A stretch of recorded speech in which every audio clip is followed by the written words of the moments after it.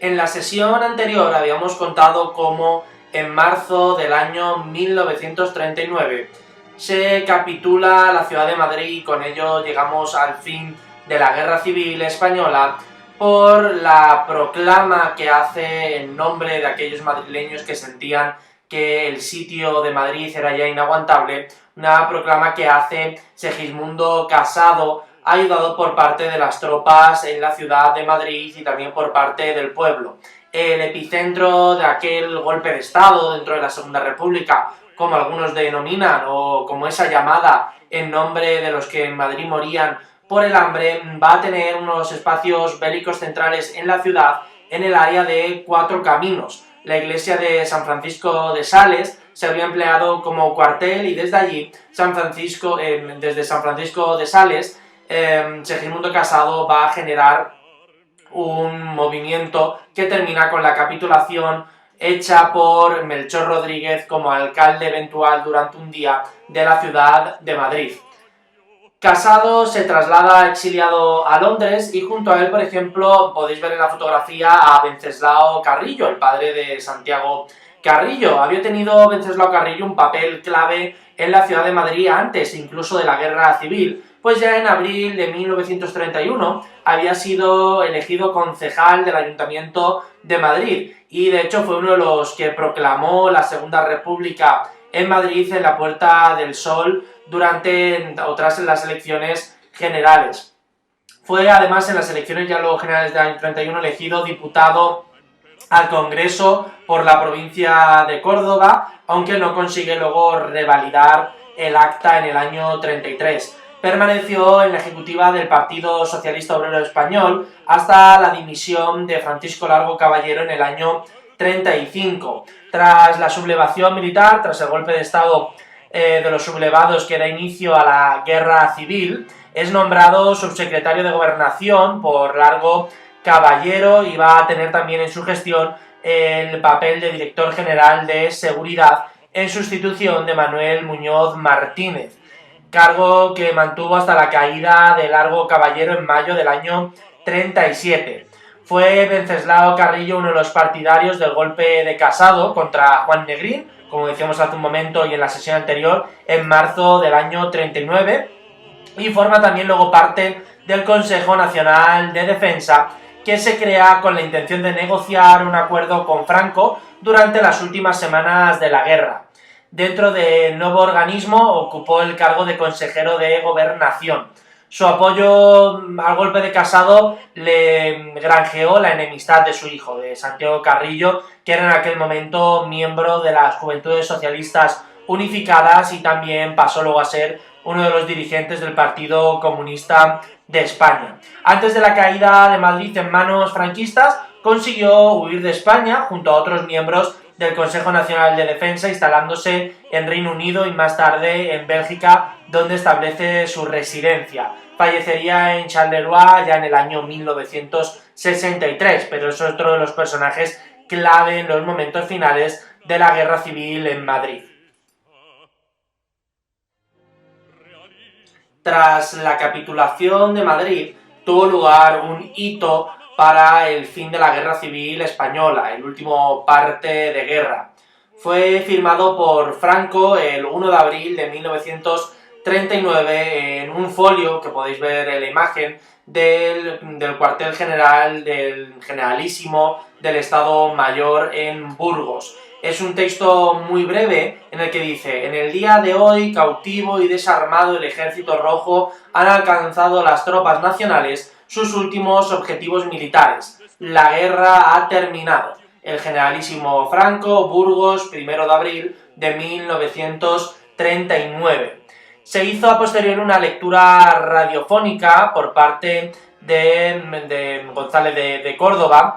Es el único parte firmado por Franco, que realmente revisó minuciosamente su redacción e hizo varias correcciones. El texto definitivo fue llevado rápidamente en Burgos al Palacio de la Isla, que era la sede del gobierno franquista durante el final de la guerra, y desde allí se llevó luego al estudio de Radio Nacional en Burgos, en el Paseo del Espolón. fue leído a las 10:30 por el actor Fernando Fernández de Córdoba, con una entonación que vais a poder escuchar ahora en un nodo de la época.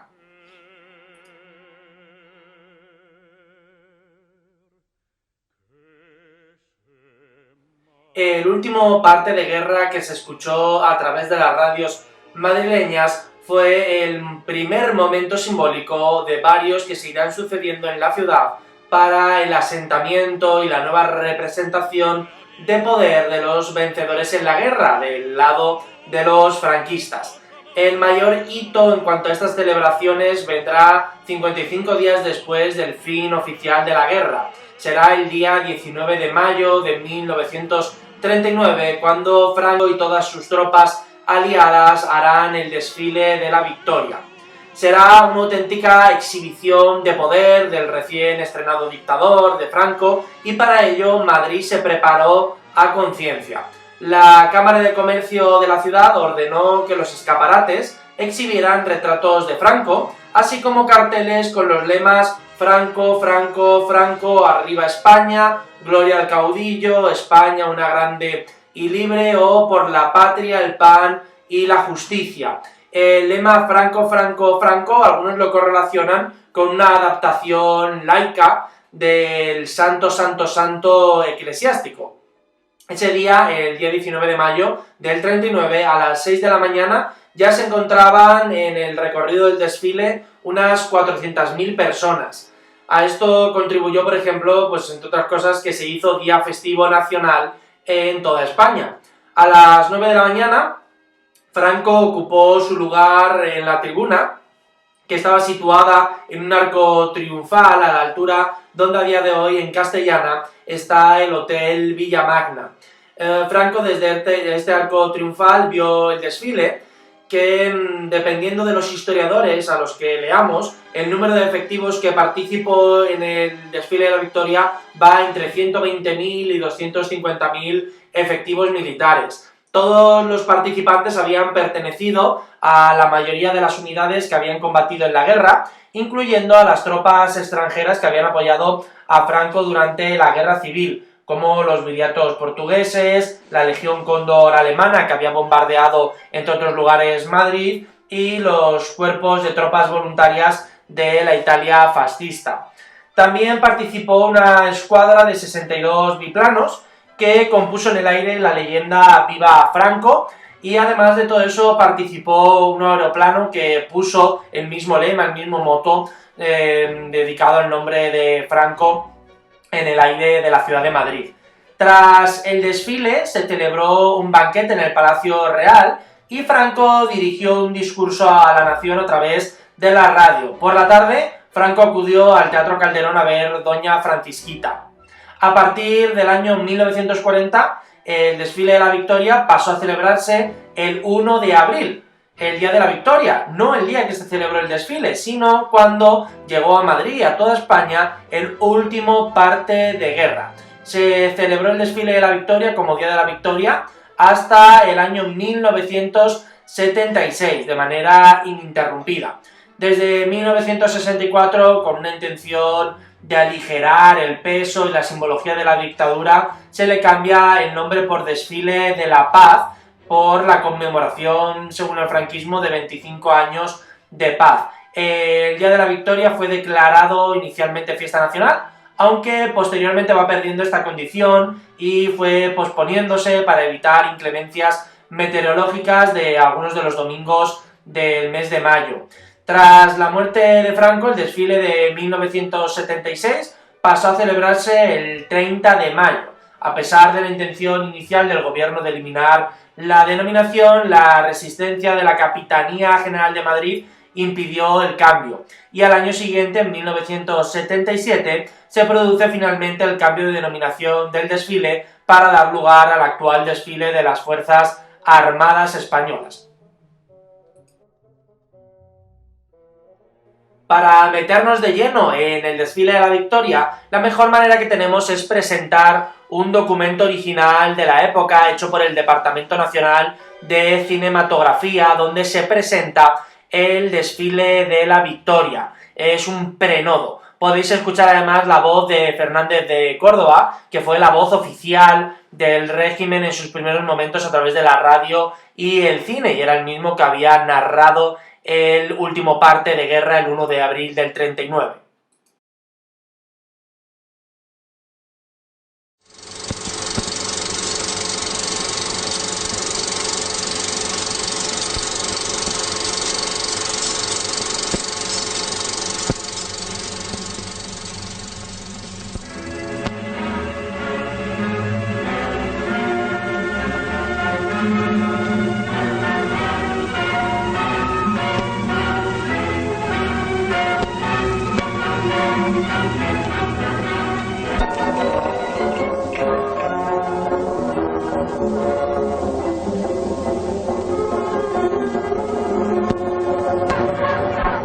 He aquí el último acontecimiento militar de la guerra. El gran desfile militar de la victoria en Madrid por el Ejército del Centro ante su excelencia el jefe del Estado y generalísimo de los ejércitos nacionales. El caudillo, acompañado del general Saliquet, atraviesa Madrid entre las aclamaciones de una multitud que desde la madrugada invadía las calles de la capital. Momentos después, ocupa la tribuna presidencial, situada en el centro del Paseo de la Castellana. El general Gómez Jordana, vicepresidente del gobierno, da lectura del decreto por el que se concede al caudillo la Gran Cruz Laureada de San Fernando. Por ello, de acuerdo con las atribuciones que le confiere la citada disposición, a propuesta del ministro de Defensa Nacional, ha tenido a bien acordar, el que se escribe como vicepresidente del mismo disponer lo siguiente. Artículo único. En virtud de lo dispuesto en el artículo 35 del reglamento de la Orden de San Fernando, por alcanzarle plenamente sus preceptos y previos los trámites reglamentarios que en el mismo se exigen, se concede al capitán general del Ejército y de la Armada, generalísimo de los ejércitos de tierra, mar y aire, excelentísimo señor don Francisco Franco Ramonde, la Gran Cruz Laureada de San Fernando, dado en Madrid en el día de la victoria. El general Varela procede a la imposición de la gloriosa insignia. El gobierno, en nombre de la patria, acuerda conceder la Gran Cruz Laureada de San Fernando a nuestro heroico caudillo, por haber salvado a la patria y por sus virtudes militares heroicas. Yo, como más caracterizado y como delegado del gobierno, tengo el altísimo honor de imponer la Gran Cruz Laureada a nuestro gran caudillo.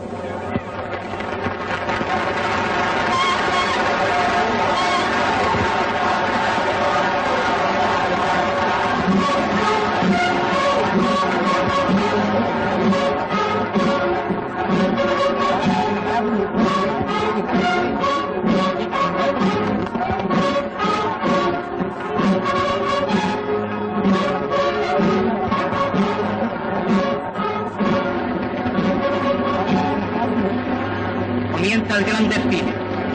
A la cabeza del Ejército del Centro va su general en jefe, don Andrés Saliquet y sus estados mayores, seguidos de la escolta de caballería y enlaces motorizados.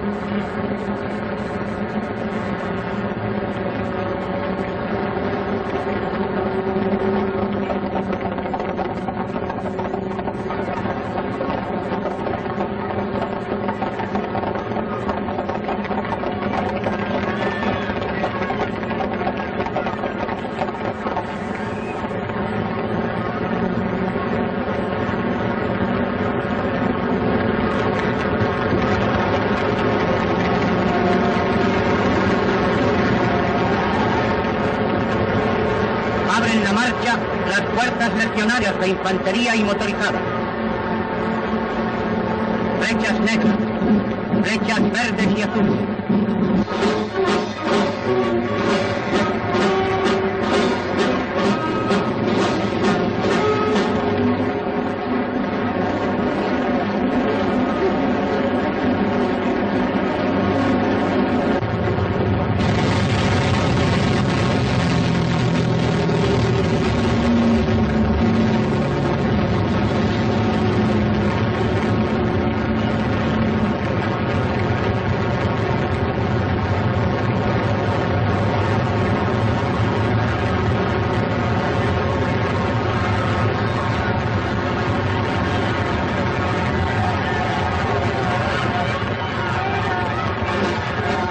figura de los carabinieri luce el traje de gala tradicional.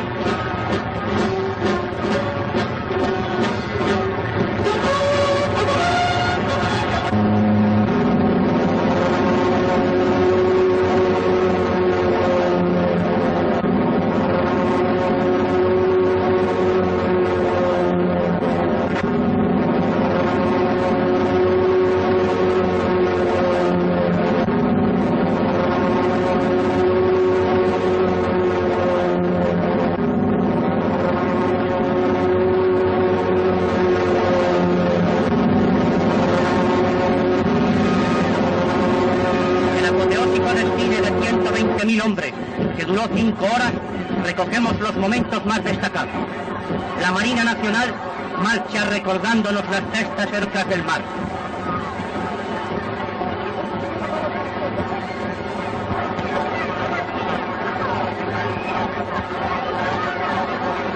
El general Solchaga, general jefe del Cuerpo de Ejército de Navarra con su Estado Mayor, marcha a la cabeza de sus hombres, vencedores en la Guerra de las Montañas.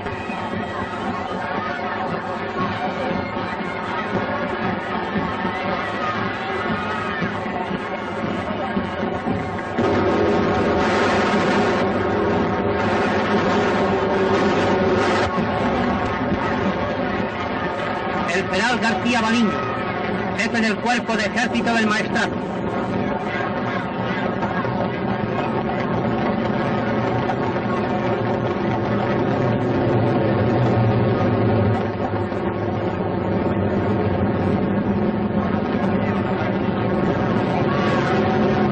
El general Espinosa, al frente del primer Cuerpo de Ejército.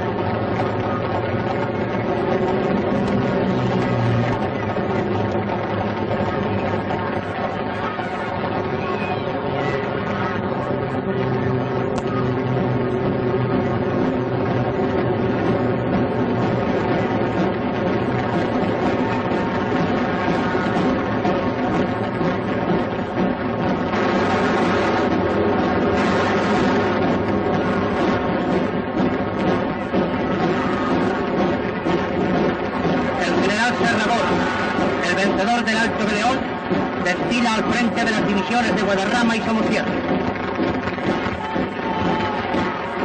La esposa de su excelencia, doña Carmen Polo de Franco, presencia el desfile. Los batallones alpinos ponen su nota original, con su aire deportivo y alegre en la guerra moderna.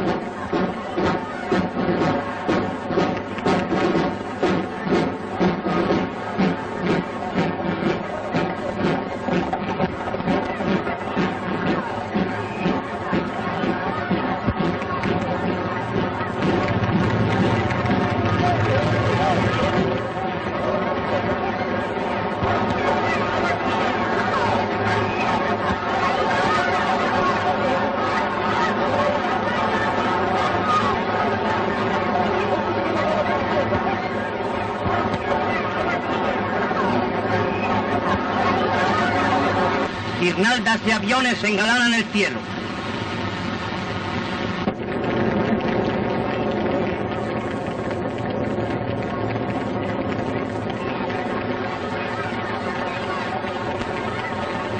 Pasa la caballería del general Monasterio.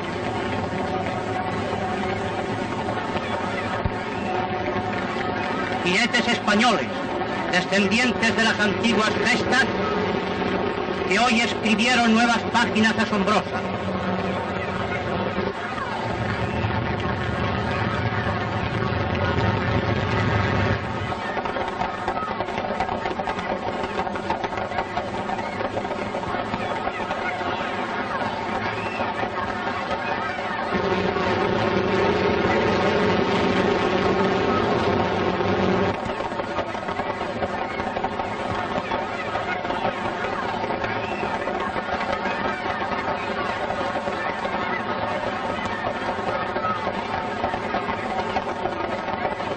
Nuestros aparatos, vencedores en tantos combates, escriben en el aire con letras de aviones el grito que se escapa de todas las gargantas. ¡Franco! ¡Franco! ¡Franco!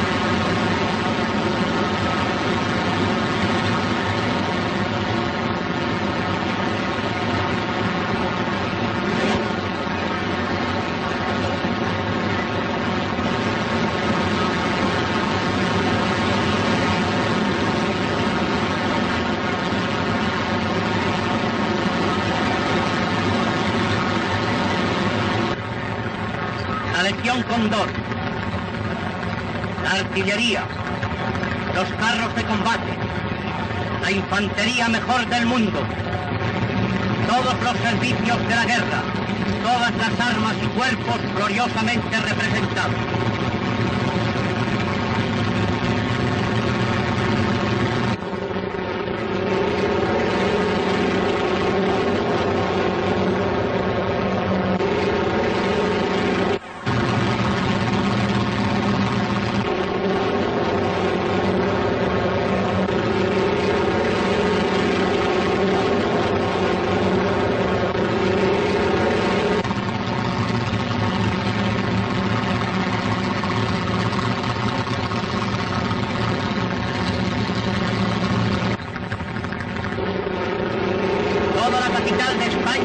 Es un rotundo y unánime homenaje a Franco y un recuerdo a José Antonio.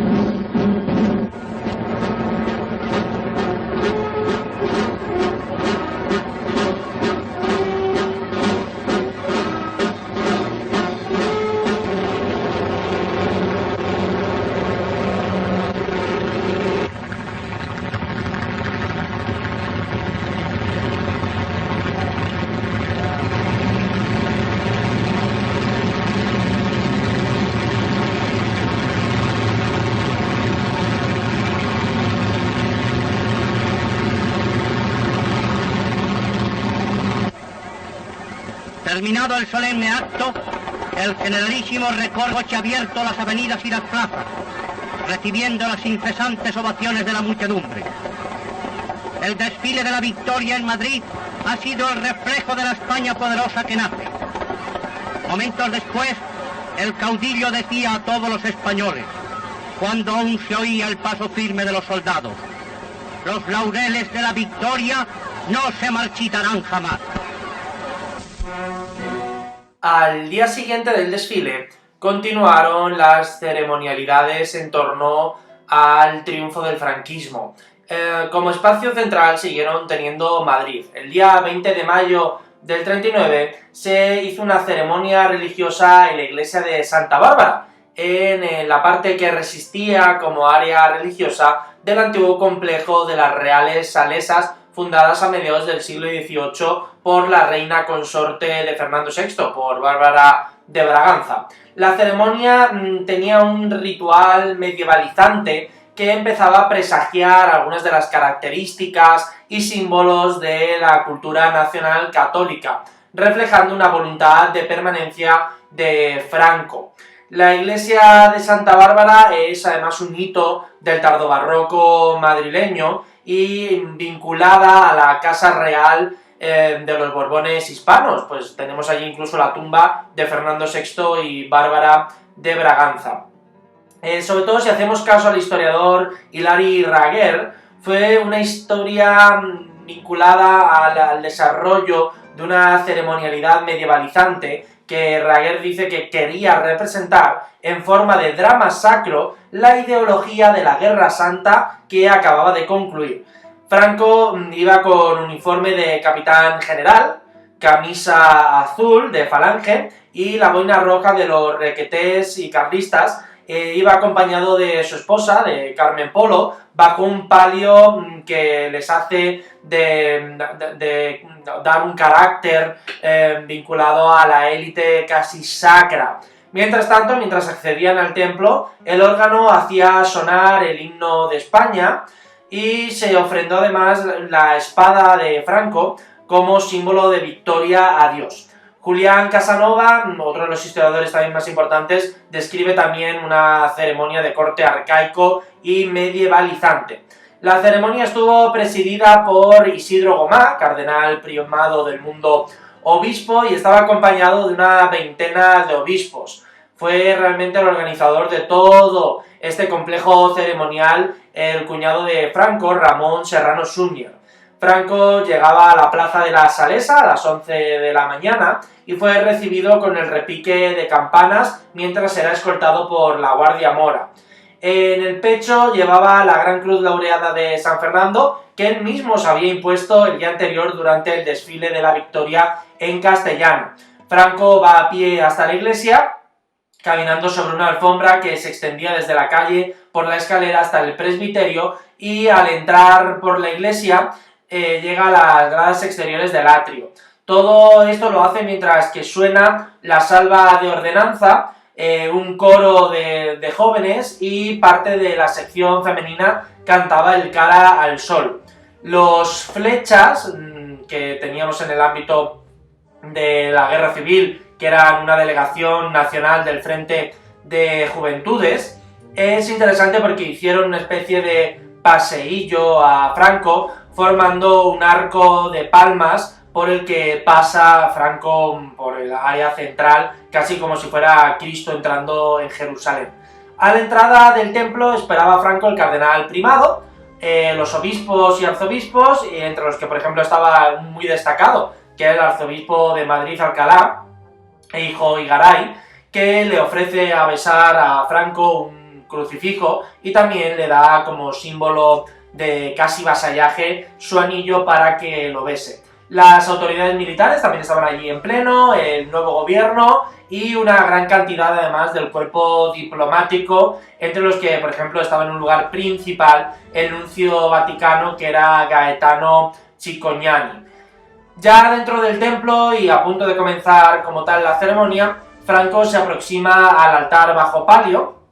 El altar estaba rodeado por algunos de los miembros de la curia eclesiástica y el palio lo llevaban algunos de los miembros del gobierno franquista.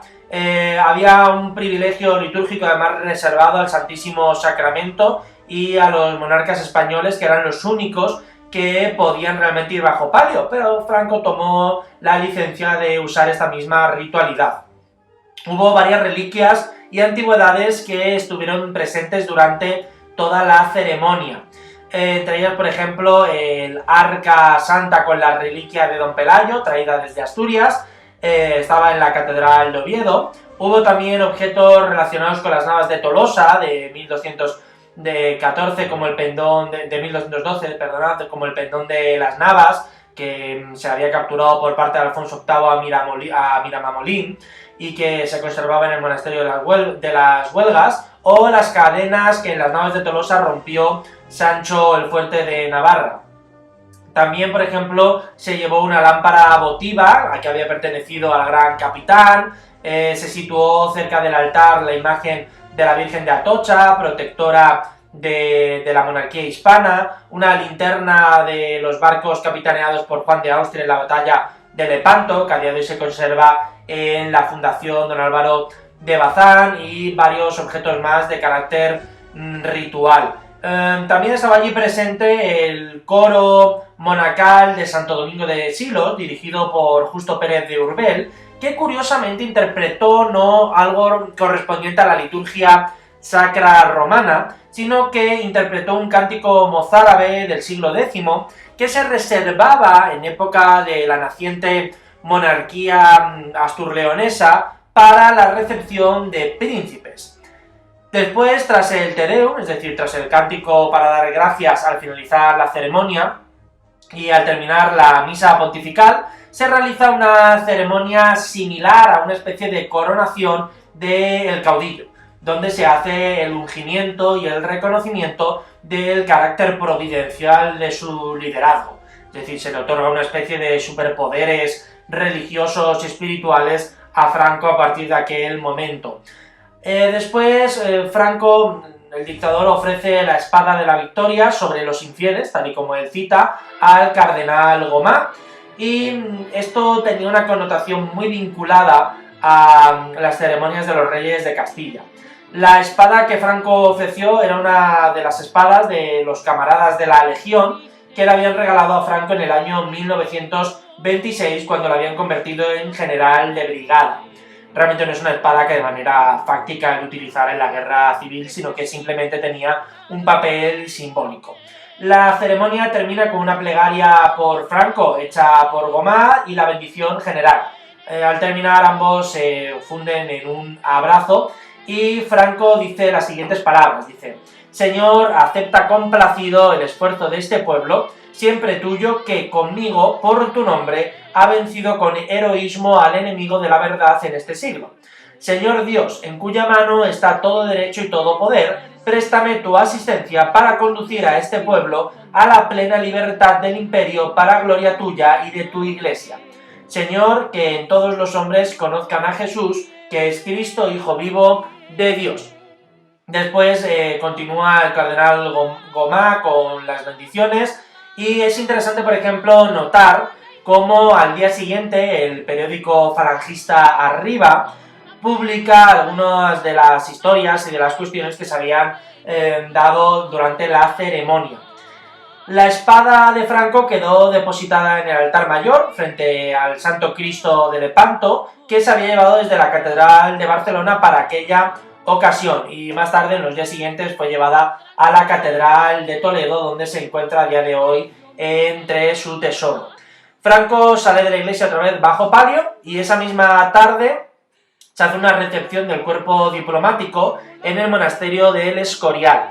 Sabemos que a lo largo de ese día se lanzan fuegos artificiales por la ciudad de Madrid y además en la terraza del edificio Telefónica se prendió una palma pirotécnica que duró un cuarto de hora, es decir, se hace ya la capitulación de todas las grandes celebraciones de Madrid a continuación del desfile de la Victoria. Todo esto básicamente conformó el punto de partida de toda la significación y simbolismos vinculados a lo que empiezan a construir con una visión política de la guerra civil como la Cruzada de Liberación.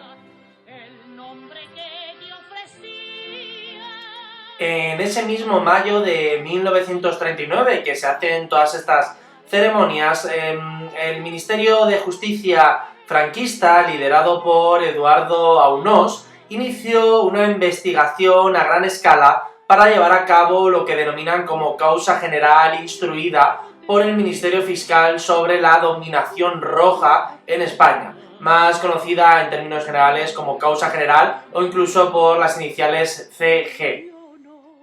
Los fiscales repartidos por todo el país recabaron todo tipo de información sobre crímenes, abusos y robos en zonas republicanas, pero también actividades que en su momento habían sido legales, de carácter político y militar en la época de la República.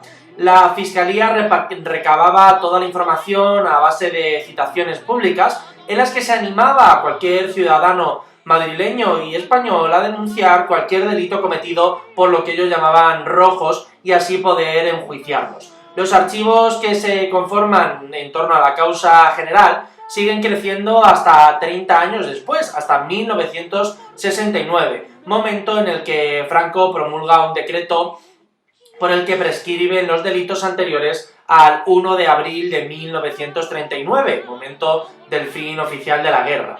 Las oficinas centrales de la Fiscalía estuvieron en un edificio en Madrid, en la calle de la Victoria, muy cerca de la Puerta del Sol. Pese a que algunos han planteado luego la idea de que la calle de la Victoria se llama así por el triunfo del franquismo, realmente no tiene nada que ver. Si lo eligieron de manera simbólica por eso, no lo podemos llegar a saber. Pero el nombre realmente de la calle corresponde al antiguo monasterio de Nuestra Señora de las Victorias, que estaba justo en ese emplazamiento. Los fiscales de la causa general en Madrid pusieron muy especial interés en intentar dilucidar el asesinato de Calvo Sotelo, antes incluso de iniciar la guerra civil. También otras de las cuestiones que más investigaron fueron las checas, que nosotros hemos citado ya tanto en el aula como en sesiones a distancia últimamente, y también la persecución religiosa y los asesinatos que se habían hecho en cárceles modelo, en monasterios, en iglesias y sobre todo tuvieron una gran fijación con la cárcel modelo de Moncloa, que ya hemos citado en varias ocasiones, y con los asesinatos por parte de algunos personajes vinculados a la Segunda República en Madrid que se habían dado en la cárcel de Porlier.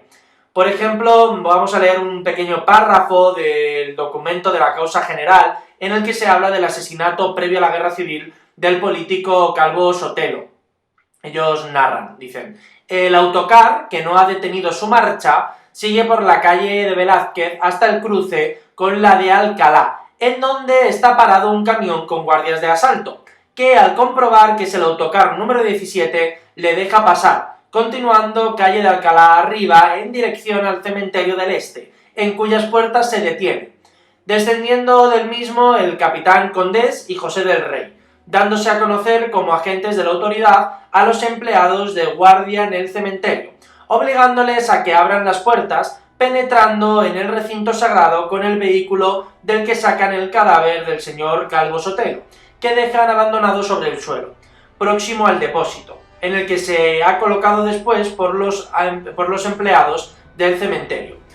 Parte el autocar con todos sus ocupantes y a los pocos metros de marcha exclama el señor conductor: «Supongo que no nos delatarán», a lo que responde Condés: «No te preocupes, que nada pasará», agregando José del Rey: «El que diga algo de esto se suicida, pues le mataremos como a ese perro».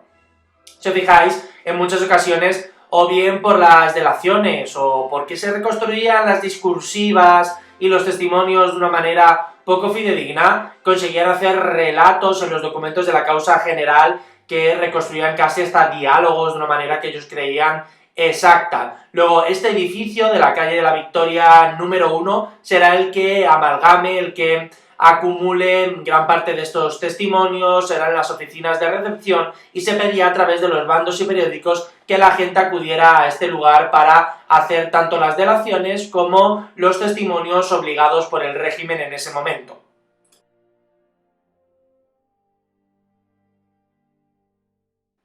En el aparataje político y simbólico del primer franquismo surge otra institución clave. En la calle San Agustín número 5, en Madrid, en el actual barrio de las Letras, se instaló la Editorial Nacional, era la editorial oficial del primer franquismo.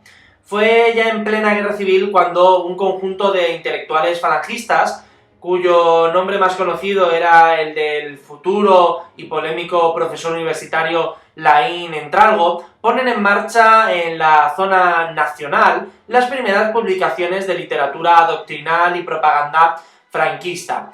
Fue así como en 1939 da continuidad a la Editorial Nacional, con el objetivo de poner al servicio del Estado una literatura cultural y política que diera un cimiento sólido en los nuevos valores que pretendía proponer el franquismo a posteriori de la Guerra Civil. Durante los primeros años, las obras publicadas por la Editorial Nacional pusieron especial énfasis en la visión propagandística y la construcción de un canon de la historia reciente, de la historia de la guerra, con muchos textos de inspiración católica, la aplicación de las doctrinas de Falange y con una visión bastante épica de la historia española, con estudios destinados a dar a conocer a los enemigos de España, encarnados sobre todo en la masonería y el comunismo, y además de todo eso se construyen varios textos casi hagiográficos con un carácter de santidad dedicados a Franco y otros personajes como Primo de Rivera. A José Antonio Primo de Rivera se le convierte en el mártir. Estas colecciones fueron muy distribuidas por los organismos públicos y por las bibliotecas provinciales, pero realmente no tuvieron tampoco un éxito espectacular en la gente de a pie de calle. Por ejemplo, Manuel Ballesteros Gaibrois hizo una biografía de Cristóbal Colón. También se generó un manual general sobre la doctrina e historia de la Revolución Nacional en España. Ya en el año 1943 se publica un libro de Robert Shuster en el que se expone la visión claramente enemiga contra la Rusia del momento. Es un libro titulado El bolchevismo ruso contra Europa. Y por ejemplo también aparece un texto bastante llamativo de Diego Sevilla Andrés, que es la historia política de la zona roja, pero está ya en el año 54. 2 años después, en el 56, aparece un texto muy curioso de Eduardo Comín, que es Lo que España debe a la masonería. Entre todos estos seguimos teniendo ediciones hasta los años 70, por ejemplo destacan los libros del historiador Ricardo de la Cierva, que estuvo al frente de la Editorial Nacional durante un tiempo. Tan solo se abandonaron estas temáticas a posteriori de la muerte de Franco, y es interesante que, por ejemplo, también se editó poesía. Algunas publicaciones de Dionisio Ridruejo, de Paco Umbral o de José Hierro aparecen en textos de esta editorial. La última sede estuvo en la calle San Agustín y pasó luego más tarde a convertirse en la biblioteca del Ministerio de Educación y Ciencia, función que a día de hoy sigue teniendo.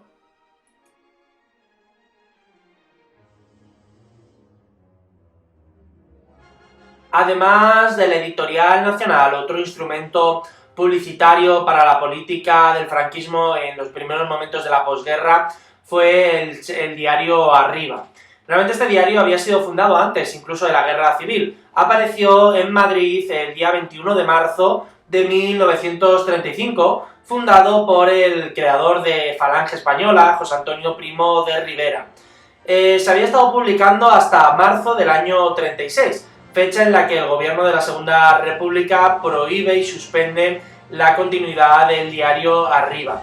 La primera sede del periódico había estado en el número 14 de la calle Larra, cerca de la zona de Tribunal, instalaciones que antes habían tenido al periódico liberal El Sol. En un principio era un periódico entregado a la causa del falangismo puro y duro, aquel que se decía enemigo de las derechas y de las izquierdas, y que como objetivo tenía crear la revolución nacional sindicalista. Estaba escrito con la retórica falangista habitual, con unos desarrollos tremendamente épicos que intentaban imitar a los periódicos de Mussolini, especialmente Il Popolo de Italia. Para la elaboración de sus informaciones contaba con algunas agencias como Cifra Gráfica, Logos, EFE o, por ejemplo, Piresa, que era la agencia de noticias tradicional del movimiento. Desde los primeros números inició una campaña contra almacenes Sepu, tanto en Madrid como en otras ciudades. Sepu, la Sociedad Española de Precios Únicos, había desembarcado en Madrid en el antiguo edificio de la Sociedad Madrid-París, donde está a día de hoy Primark en la Gran Vía.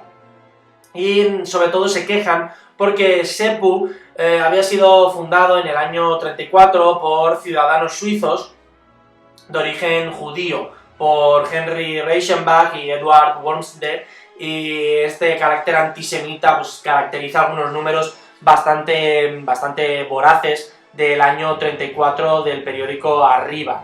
En el año 35 ya sufre una suspensión, como habíamos citado, y luego la vuelve a sufrir en el 36 de manera definitiva por el gobierno del Frente Popular.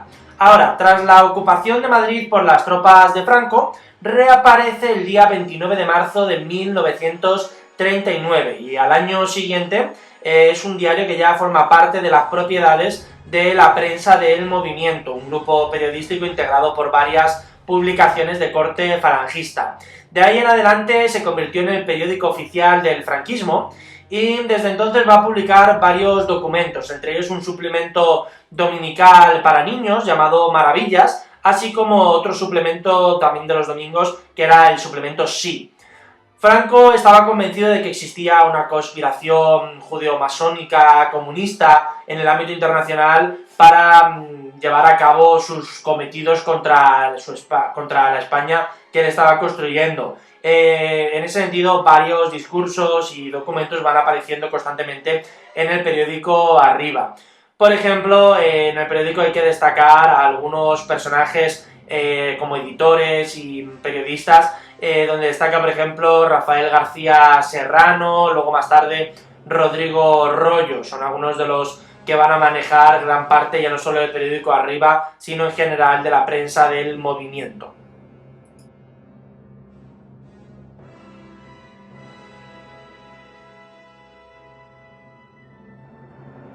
Otro elemento cultural clave en las políticas del primer franquismo fue el noticiero documental, el Nodo, que conserva todavía su edificio en el cruce de las calles Velázquez con Joaquín Costa, a la altura del 43 de Joaquín Costa. En este inmueble tuvo la sede desde 1942 la delegación que se encargaba de la elaboración y producción del Nodo.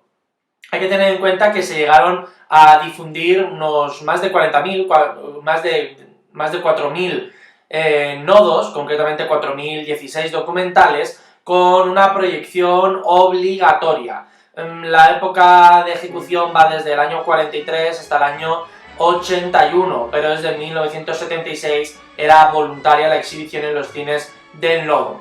La obligatoriedad surgió desde el 1 de enero de 1945, momento en el que el noticiario cinematográfico español era la única entidad con capacidad legal para emitir noticias y documentales en salas de cine. Era una proyección además sine qua non, no había ningún tipo de opción a no echarla, a no proyectarla, por lo que todos los españoles y en Madrid todos los cines estaban obligados a su exhibición. El primer noticiero se emite el 4 de enero del año 43, 2 años antes de llegar a su obligatoriedad, y es un nodo bastante curioso en el que se adentran en el interior del Palacio del Pardo para ver cómo Franco comparece en su despacho y lanza algunas proclamas emblemáticas del ámbito nacional católico. Es interesante porque para el Nodo la actualidad realmente era secundaria. Era más un mecanismo, un instrumento de publicidad política que propiamente un noticiero, como lo entenderíamos en términos modernos.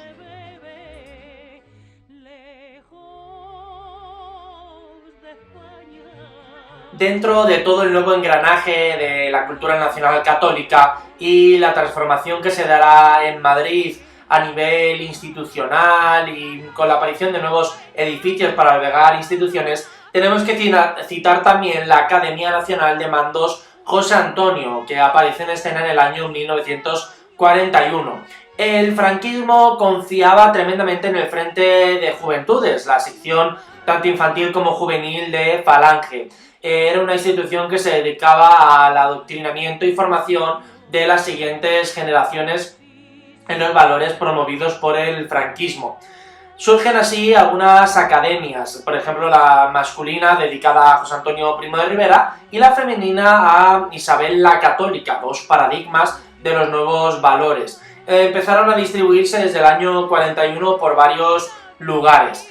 La misión era preparar nuevos tutores y profesores para el Frente Nacional, que era incapaz de encontrarlos en el sistema educativo precedente. El antiguo grupo escolar Nicolás Salmerón era un buque insignia de los proyectos educativos de la República. Era un conjunto de edificios de carácter racionalista, construidos en el año 1932, dentro de esas líneas de la arquitectura del racionalismo madrileño que hemos visto hace pocas sesiones, y se desarrolló en la escuela pública de Ferrer y Guardia en Madrid, en el barrio de Prosperidad, como os decía hace un momento, en el año 32. Ahora, al finalizar la Guerra Civil, el edificio, que era uno de los más modernos que teníamos en la ciudad a nivel educativo, es reclamado y posteriormente incautado por Falange, y se instala allí la Academia Nacional de Mandos José Antonio con la intención de formar a los líderes en todo el nuevo sistema educativo. En 1959, después de 18 años de funcionamiento y ante la constatación del declive del falangismo dentro del franquismo, con la llegada del aperturismo, la escuela pasó a ser un espacio dedicado al magisterio para el profesorado, adscrito a la Secretaría General del Movimiento. Su gran especialidad hasta los 70 fue la formación sobre todo de maestros de educación física. El arquitecto, por cierto, del edificio lo encadenamos con las generaciones anteriores de arquitectos, especialmente la generación del 25, que ya hemos citado largo y tendido, porque el creador de este gran complejo fue Bernardo Giner de los Ríos. El edificio en la calle Mantuano 51 fue luego reformado a partir del año 1959, en el momento del aperturismo y cuando ya es academia de magisterio, y es a lo que se le debe un poco el aspecto que tiene actual el complejo arquitectónico.